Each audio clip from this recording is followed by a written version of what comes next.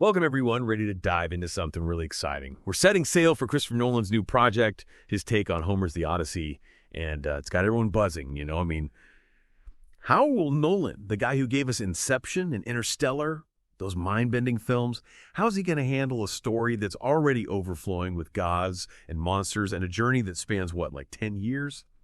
But before we get lost in all the speculation, let's, ground ourselves a bit. Homer's The Odyssey, it's not just some epic poem, right? It's one of those foundational texts of Western literature, a story that's been echoing for centuries, inspiring so many retellings and new interpretations. But at its core, it's about homecoming. Picture this. You're Odysseus, the king of Ithaca. Finally, you're heading home after 10 years battling it out in the Trojan War. And here's the thing, the journey back. It's not a victory parade. It's more like an obstacle course, like Poseidon himself, the god of the sea, designed it just to mess with you. You bump into Cyclops, got to deal with the deadly song of the Sirens. You even end up in the underworld. And meanwhile, back on Ithaca, your wife Penelope, she's holding down the fort, fending off a bunch of suitors trying to snag your kingdom. It's a story about resilience, facing the impossible and using your smarts and strategy to survive. Think about the Trojan horse Odysseus' brilliant idea. That's the level of cunning we're talking about. But it's also about the psychological impact of war and how tough it is to fit back into society after being gone for a decade.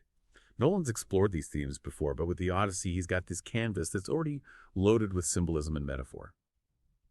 Okay, now let's shift gears and talk about Nolan's vision. We all know he loves messing with time, breaking up narratives, and pushing the boundaries of what movies can do. Remember how he depicted dreams in Inception? With those layers of consciousness all collapsing on each other, could he use that same visual style for Odysseus' trip through the underworld?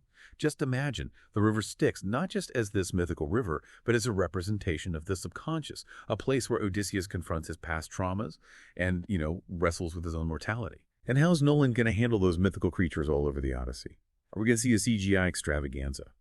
Or will he go for a more grounded, symbolic approach? Remember Interstellar? How he visualized these super complex scientific concepts in ways that were both stunning and, believable? Maybe Polyphemus, the Cyclops, won't be this giant monster, but rather a representation of raw power, a symbol of the danger of unchecked power. And then there are the Sirens, those mythical creatures whose voices lure sailors to their deaths. Could they represent the distractions we all face in our lives, the temptations that pull us off course? Nolan's always been brilliant at weaving these complex themes into visually captivating stories. He doesn't shy away from the darkness. He embraces it. Remember the ethical dilemmas Batman faced in the Dark Knight trilogy. That same exploration of moral gray areas could apply to Odysseus, a hero, yes, but also a flawed human being, a leader forced to make tough calls with lasting consequences. And let's not forget those casting rumors that have been blowing up the internet. What does it mean to have Tom Holland, our friendly neighborhood Spider-Man, possibly stepping into the role of Odysseus? Can he capture the cunning, the weariness, the emotional depth of a man who's seen too much and fought for far too long? And then there's the possibility of Zendaya taking on a key female role. Will she be Penelope, the faithful wife holding down the fort? Or could Nolan reimagine a different female character from the Odyssey, maybe giving her a more active role in the story? And the star power doesn't stop there. There are rumors that Matt Damon and Anne Hathaway, both familiar faces in Nolan's films, might be joining the voyage.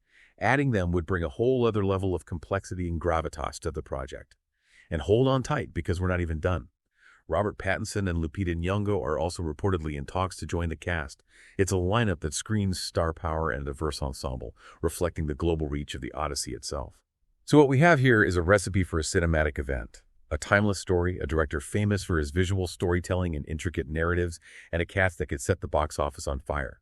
But the real question is this. How will Nolan find that balance between staying true to Homer's epic and his own artistic vision? Will he reinterpret those mythical creatures, dive deep into Odysseus' psychological journey, or maybe even bring new layers of meaning to this ancient tale? That's what's so captivating about a project like this. It ignites our imagination, makes us revisit the source material, and wonder how a director like Nolan will reinterpret a story that's been told and retold for centuries.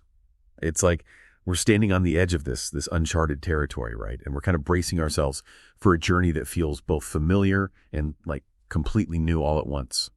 And as we're, sailing into these uncharted waters, let's remember that the Odyssey isn't just about one man's trip back home.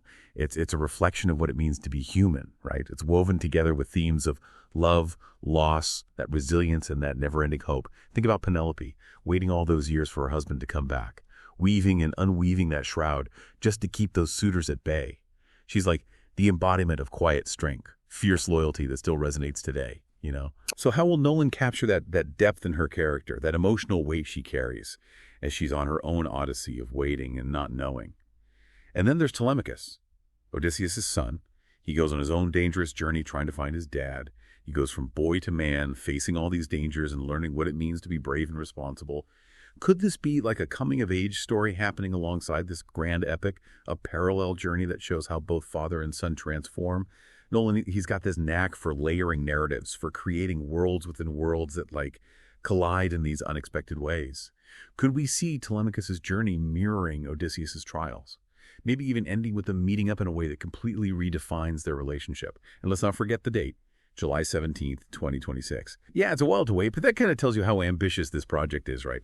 Nolan's known for sweating the details, his love for practical effects, and his ability to just pull you into the movie. Remember those stunning visuals in Interstellar, the way he captured the vastness of space, that fragility of our planet. Just imagine that level of craftsmanship applied to the world of ancient Greece, to the sun-soaked shores of Ithaca and those dangerous waters of the Aegean Sea.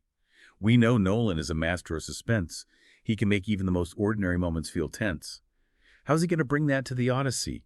Could Odysseus' run-ins with the Cyclops or the Sirens feel like mini thrillers? Each one a test of his wits and resilience that just keeps you on the edge of your seat. And the score. Hans Zimmer, who works with Nolan a lot, he's incredible at creating music that, amplifies the emotions of a scene. Imagine a score that blends those ancient Greek instruments with, modern orchestral stuff, a soundtrack that captures both the epic scale of the journey and those personal struggles the characters are going through. With every new detail, the anticipation just builds, right? We're all part of Odysseus' crew, sailing out into the unknown, just eager to see what treasures and dangers await us on this cinematic odyssey. But it's not just going to be about the spectacle, Although Nolan definitely knows how to deliver on that front. It's more about the ideas, the questions that stick with you, even after the movie's over. What does it really mean to come home after being away for years and years?